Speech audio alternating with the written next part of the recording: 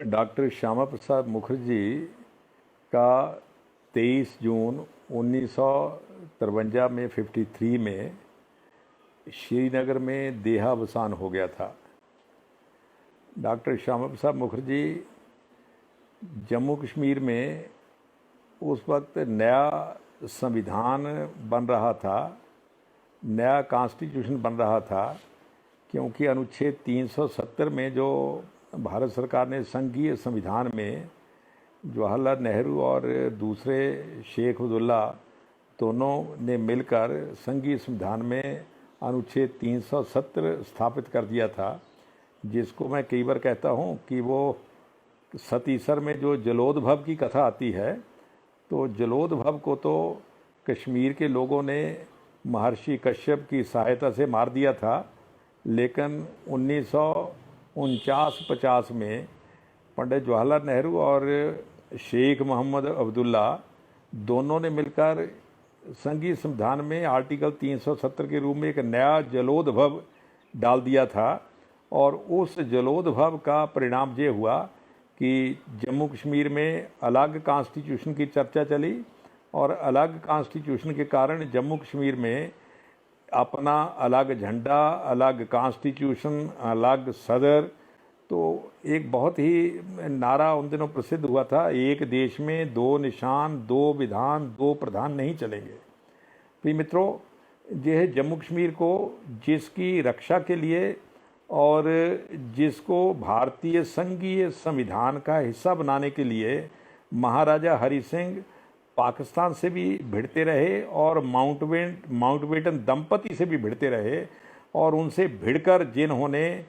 जम्मू कश्मीर को भारतीय संघीय संविधान का हिस्सा बनाया, और शेख अब्दुल्ला और पंडित जवाहरलाल नेहरू ने मिलकर उसको फिर एक प्रकार से संघीय संविधान के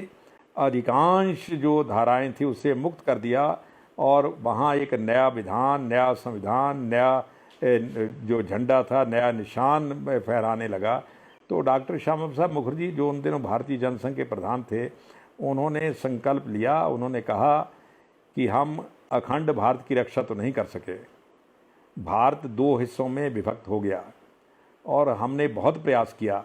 कि भारत अखंड रहे, और हैरानी की कांग्रेस ने भी पहले यही कहा कि भारत अखंड रहेगा, लेकिन जब अंतिम क्षण आया तो कांग्रेस पीछे हट गई और भारत के दो टुकड़े हुए, भारत विखंडित हो गया। तो डॉक्टर मुखर्जी मानते थे कि उस वक्त तो भारत विखंडित हो गया, लेकिन अब जो भारत बचा है, इस भारत को भी आगे विखंडित नहीं होने देंगे। जो एक प्रांत में जम्मू कश्मीर में अलग विधान, अलग निशान, अलग संविधान सब है, उसको किसी हालत में भी बर्दाश्त नहीं किया जाएगा। प्रिय मित्रों, डॉक्टर मुखर्जी के नेतृत्व में पूरे देश में आंदोलन चला, और डॉक्टर मुखर्जी जिस राज्य से, जिस जम्मू कश्मीर से ये जो है एक प्रकार से कहना राष्ट्र विरोधी जो थी, भारत को और विखंडित करने की जो प्रक्रिया चली हुई थी, उसको उसके घर में जाकर चुनौती देने के लिए और शेख अब्दुल्ला से बात करने के लिए कि आप इस जो राष्ट्रघाती जो रास्ता है इससे परे हटिए, डॉक्टर श्यामा प्रसाद मुखर्जी जम्मू कश्मीर में गए, और कश्मीर शेख अब्दुल्ला की सरकार ने उनको गिरफ्तार कर लिया। ये अभी भी रहस्य बना हुआ है कि उनको गिरफ्तार तो पंजाब और जम्मू कश्मीर की सीमा पर किया जाना चाहिए था, क्योंकि वो बिना अधिकार पत्र के जम्मू कश्मीर में जा रहे थे, लेकिन ना जाने क्यों सरकार ने नीति बदल कर उनको पंजाब में ना अरेस्ट करके उनको जम्मू कश्मीर में अरेस्ट किया, और उनको श्रीनगर ले गए, वहाँ उनको जेल में रखा गया, और जेल में रहस्यमय परिस्थितियों में उनकी मृत्यु हो गई, और जिसकी कभी जांच नहीं हुई। और प्रिय मित्रों, मैं समझता हूँ कि डॉक्टर श्यामा प्रसाद मुखर्जी ने ये जो भारत को पुनः विखंडित करने का जो षड्यंत्र था, उसको परास्त करते हुए बलिदान दिया था। और वो जो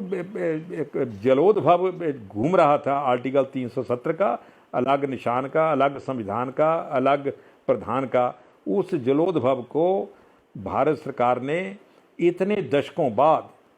इस बार आकर उसको दोबारा जलोदभव को एक प्रकार से कहना चाहिए उसका विनाश किया, और जम्मू कश्मीर को अन्य राज्यों की भांति, जैसे हिंदुस्तान में आंध्र प्रदेश है, महाराष्ट्र है, अन्य राज्य हैं, वैसे ही जम्मू कश्मीर को अन्य राज्यों की भांति उसका दर्जा दिया। मैं समझता हूँ जे डॉक्टर श्यामा प्रसाद मुखर्जी ने जो 53 में अपना बलिदान दिया था, उस आंदोलन की और उनके उस अभियान की जो सफलता है, जो वो जाकर अब इतने दशकों बाद मिली, और आर्टिकल 370 भी खत्म हुआ, अलग झंडा भी खत्म हुआ, अलग संविधान भी खत्म हुआ, और इससे बड़ी श्रद्धांजलि डॉक्टर श्यामा प्रसाद मुखर्जी को नहीं हो सकती। जे आज पहला ये जो आर्टिकल 370 समाप्त होने के बाद और अलग झंडा, अलग संविधान समाप्त होने के बाद आज ये पहला, मैं समझता हूँ, उनकी पुण्यतिथि का दिवस है जो डॉक्टर श्यामा प्रसाद मुखर्जी का दिवस आया है। हम सब उसको श्रद्धांजलि देते हैं, और डॉक्टर मुखर्जी ने जो राष्ट्रहित के लिए अपना बलिदान दिया था, हमारा सिर श्रद्धा से उनके नमन में झुक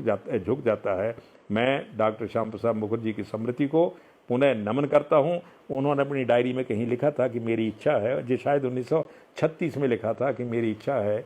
मेरा अंत, मेरी मृत्यु देश के हित के लिए काम करते हुए हो। उनका अंत, उनका जो शहादत, वो तो देश के हित के लिए काम करते हुए हुई, लेकिन उस काम का जो वो काम कर रहे थे, उसको अंतिम जो कहना चाहिए, उनकी मांगों को स्वीकार किया। नरेंद्र मोदी की सरकार ने उनकी सभी मांगों को स्वीकार करके उनको पूरे राष्ट्र की ओर से जो श्रद्धांजलि दी गई, मैं उसमें शामिल होता हूं और डॉक्टर मुखर्जी के चरणों में नमन करता हूं। धन्यवाद।